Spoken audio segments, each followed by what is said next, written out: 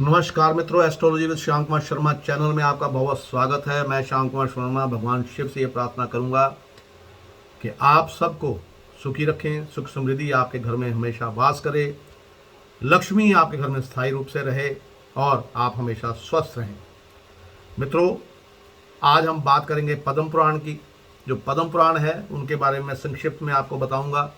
इसके बाद फिर मैं आपको व्याख्या जो है वो भी धीरे धीरे बताता रहूँगा। आज का जो विषय है, ये पद्म पुराण के बारे में जानने के लिए मुझे जो विषय भेजा है, ये भेजा है रामानंद यादव जी ने रेवाड़ी से। तो उन्होंने पूछा है, प्रभु जी, गुरु जी, कि आप ये बताइए कि जो पद्म पुराण है उसका सार क्या है। तो पद्म पुराण जो है उसके बारे में बताते हैं। अगर मेरा चैनल आपने अभी तक सब्सक्राइब नहीं किया तो आप सब्सक्राइब कीजिए। तो चलिए शुरू करते हैं। जो पद्म पुराण है उसके अनुसार अगर कुछ बातों का अनुसरण अपनी ज़िंदगी में किया जाए तो निश्चित रूप से ही जो आपके पितृदेव हैं, जो पितृ हैं, जो नहीं कि वो आपके प्रसन्न होकर आपको धन धान्य और ऐश्वर्य संपन्न जो हैं वो करेंगे। अगर आपने सारे सुख जिंदगी के प्राप्त करने हैं तो जो आप श्राद्ध करते हैं ना, श्राद्ध द्वारा प्रसन्न पितृगणों को, पितृगण जो होते हैं, श्राद्ध जब आप करते हैं उनसे जो पितृगण जब प्रसन्न हो जाते हैं तो मनुष्यों को पुत्र, धन, विद्या, आयु, आरोग्य, लौकिक सुख, मोक्ष और स्वर्ग आदि जो है वो प्रदान करने का कार्य पितृ करते हैं। पद्म पुराण के अनुसार जो मनुष्य गौओं के खुर से उड़ी हुई धूलि को अपने सर पे धारण करता है, यानी अपने सिर पे उसका तिलक लगा लेता है, वह मानो तीर्थों के जल से स्नान कर लेता है और सभी पापों से छुटकारा जो है वो पा जाता है।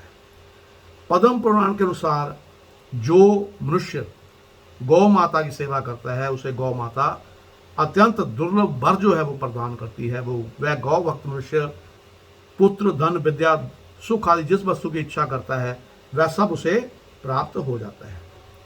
अब पद्म पुराण के अनुसार क्या होता है कि शालिग्राम, तुलसी और शंख, इन तीनों को एक साथ अगर आप रखते हैं अपने घर में तो भगवान बहुत प्रसन्न होते हैं।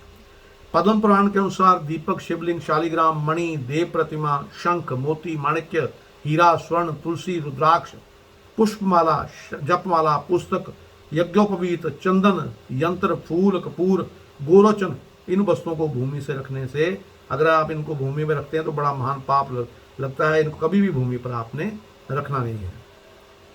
पद्म पुराण का जो सबसे यानी कि जो सबसे बड़ा निचोड़ ये है कि जो स्त्री अपने पति की सेवा करती है और उसके मन के अनुकूल चलती है वह अपने पति के पुण्य का आधा भाग जो है वो प्राप्त कर लेती है। मित्रों, अब पद्म पुराण में तुलसी जो है उसकी बड़ी महत्व दिखाई गई है। तुलसी जी के दर्शन मात्र से संपूर्ण पापों की राशि जो है वो नष्ट हो जाती है। उनके स्पर्श से शरीर जो है पवित्र हो जाता है। उन्हें प्रणाम करने से रोग नष्ट हो जाते हैं और सींचने से मृत्यु दूर भाग जाती है।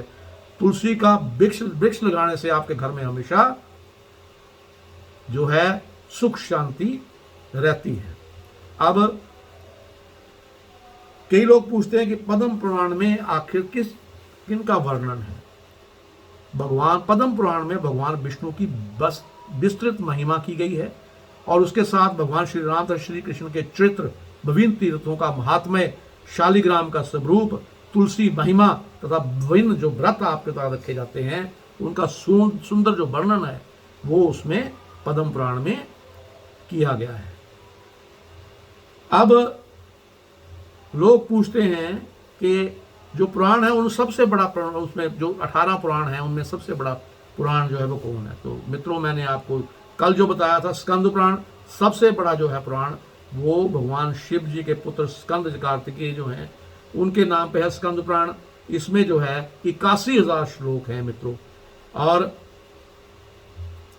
इसके अलावा मैं आपको और बताता हूं कि जो पद्म पुराण है इसमें आपको सारे जो व्रत हैं, सारे जो भी व्रत आप रखते हैं उन व्रतों के बारे में आपको जो है यानी कि उनके बारे में विस्तृत विस्तृत जो वर्णन है वो बताया गया है। अब पद्म पुराण की एक और चीज जो मैं आपको बता रहा हूं कि एक जो है जो 9 ऐसे उपाय हैं जिनको अगर आप कर लेंगे, कैसे करेंगे, जो सब ये पद्म पुराण में जो बताया गया है। जब आप रोज प्रातःकाल उठते हैं तो उठने के पश्चात अपने दोनों हाथों की हथेलियों को कुछ देर आपको अवश्य देखना चाहिए, और देखने के पश्चात चेहरे पर 3-4 बार फेर दें तो धर्म ग्रंथों के अनुसार हथेली के ऊपरी भाग में माता लक्ष्मी जी, बीच में माँ सरस्वती जी और नीचे के भाग में भगवान विष्णु जी का वास होता है। यदि रोज सुबह उठते ही अपनी हथेलियों को देखा जाए तो इससे किस्मत आपकी चमकती है। पद्म पुराण के अनुसार अगर पहली रोटी आपको, जो पहली रोटी अगर आप बनाई है आपने भोजन के लिए, अगर वो गाय को देते हैं तो, क्योंकि गाय में सभी देवताओं का वास होता है, इससे आप रोजाना अगर गाय को रोटी देते हैं तो आपसे देवता प्रसन्न होंगे और सब आपकी इच्छाएं जो है वो पूर्ण होंगी। दूसरा, अगर आप अपने भाग्य, जो अपनी किस्मत का पूरा साथ पाना चाहते हैं तो आप रोजाना चींटियों को शक्कर मिला हुआ आटा डालिए। यदि आप ऐसा करते हैं तो आपके पाप कम होंगे और आपको पुण्य प्राप्त होगा। आपके यही पुण्य आपकी इच्छाओं को पूर्ति में मदद करेंगे। और देवताओं को आपने फूलों से सजाना है। अगर आप घर में जितने भी देवी देवता हैं, मंदिर में जितने देवी देवता हैं, घर में नहीं है तो मंदिर में जाकर देवी देवताओं को रोज फूलों से सजाते हैं, और जिन फूलों का आप प्रयोग कर रहे हैं वो ताजे होने चाहिए मित्रों, बासी फूलों का नहीं बनाना आपने। सच्चे मन से अगर आप देवी देवताओं को फूल अर्पित करेंगे, इससे देवी देवता प्रसन्न होंगे और आपके जीवन में आने वाली सभी समस्याएं जो है वो दूर होंगी। और नहाने के पश्चात तोड़े गए फूलों को ही भगवान को समर्पित आपको करना चाहिए। और अपने घर को आपने हमेशा क्या करना है, साफ सुथरा रखना है मित्रों। पद्म पुराण में इन सब चीजों का वर्णन दिया गया है। सूर्यास्त जो झाड़ू पोछा, यानी अपने घर की सफाई इस तरह कीजिए कि ताकि आप धन की देवी माँ लक्ष्मी है वो आपके घर से बाहर जाए ही ना। इतनी पवित्रता आपके घर में हो जाएगी, आप सफाई रखेंगे अगर आपको। और मछलियों को आटे की गोलियां बनाइए और मछलियों को डालिए। इसके क्या करना है, आपने रोजाना मछलियों को आटे की गोलियां खिलाइए। अपने घर के आसपास किसी भी तालाब, झील या नदी का आप चयन कर सकते हैं जहाँ पर मछलियाँ हों, इनको आप रोजाना आटे की गोलियां खिलाएं। और यह माता लक्ष्मी जी को प्रसन्न करने का बहुत ही अचूक उपाय है मित्रों। यदि आप नियमित रूप से इस उपाय को करते हैं तो कुछ ही दिनों में आपकी सभी परेशानियां दूर होंगी। अगर आप जलेबी जो है ना, उसको भी, मीठी जलेबी जो है उसको भी अगर तोड़ के आप मछलियों को डालते हैं, उससे भी आपको बहुत बेनिफिट होगा। और माता पिता का आपने हमेशा आशीर्वाद देना है। जब भी आप घर से निकलें, सबसे पहले अपने माता पिता और घर के बड़े बुजुर्गों के पैर छूकर आशीर्वाद लीजिए। यदि आप ऐसा करेंगे, आपकी कुंडली में जो गलत ग्रह भी स्थित हैं वो भी सही हो जाएंगे और आपको शुभ फल की प्राप्ति होगी। माता पिता के आशीर्वाद से आपके ऊपर आने वाले सभी संकट टल जाएंगे और आपके सभी कार्य सफल होंगे। पीपल पर जल चढ़ाइए। पीपल पर आप जल चढ़ाएंगे तब भी आपका बहुत बेनिफिट होगा, क्योंकि भगवान विष्णु जी प्रसन्न होंगे और आपको शुभ फलों की प्राप्ति होगी। घर खाली हाथ ना, जब भी आप घर से बाहर आएँ, जब भी आप बाहर से अपने घर में पहुंचे, आप बाहर से आ रहे हैं, अपने घर में आ रहे हैं, तो कभी भी खाली हाथ घर में प्रवेश मत करें। घर में जाते समय कुछ ना कुछ आप अपने साथ अवश्य ले लीजिए। चाहे तो आप पेड़ का पत्ता भी ले सकते हैं, परंतु खाली हाथ आपने घर में प्रवेश नहीं करना है मित्रों। तो ये पद्म पुराण के उपाय जो है मैंने आपको बताए हैं। अब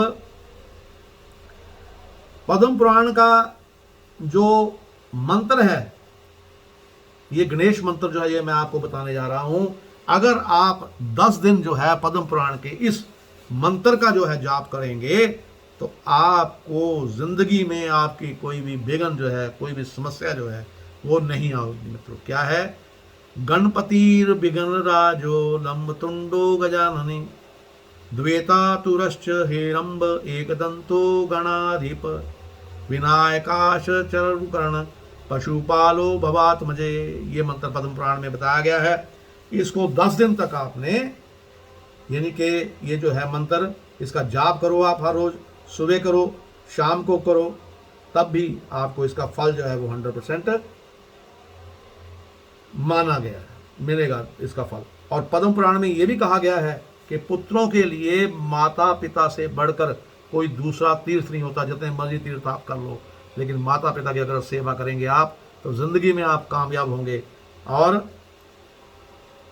अब क्या है कि पद्म पुराण एक ऐसा पुराण है मित्रों जो महामृत्युंजय मंत्र जो है, अब इसका क्या है, पद्म पुराण में जो बताया गया है ये मंत्र, कौन सा मंत्र है, वो मंत्र आप सबको मालूम होगा। उसका मैंने आपको पहले भी वर्णन किया हुआ है। कि महामृत्युंजय जो मंत्र है पद्म पुराण के अनुसार, वो बीज अक्षरों में इसमें विशेष, यानी कि इस मंत्र के बीज अक्षरों में विशेष शक्ति है। इस मंत्र को ऋग्वेद का हृदय भी माना जाता है। इस मेडिटेशन अगर आपने करनी तो इससे बेहतर कोई और मंत्र नहीं है। मंत्र की सदापूर्वक साधना करने से जीवन में अकाल मृत्यु का भय नहीं रहता, तो दुर्घटना आदि से भी बचाव आपका होता रहेगा। अगर इस मंत्र को आपने शुद्ध जो डालना है, अगर पूरा आप इसको पढ़ना चाहते हैं, वह अधूरा मंत्र तो कई लोग बता देंगे आपको त्र्यंबकम जजामहे से शुरू करके, लेकिन असली मंत्र क्या है वो मैं आज आपको बता रहा हूँ। ओम होम जूम से ओम भूर्भुवः स्वः ओम त्र्यंबकम जजामहे सुगंधिम पुष्टिवर्धनम उर्वारुकमिव बंधनात् मृत्यु मोक्षयमामृतात् ओम होम जूम से ओम भूर्भुवः स्वः। तो ये मंत्र जो है मैंने आपको बता दिया। अब इसी के साथ मैं पद्म पुराण के बारे में आपको बताया, विस्तृत रूप से फिर चर्चा करेंगे किसी दिन, लेकिन आपको ये विषय जरूर पसंद आएगा।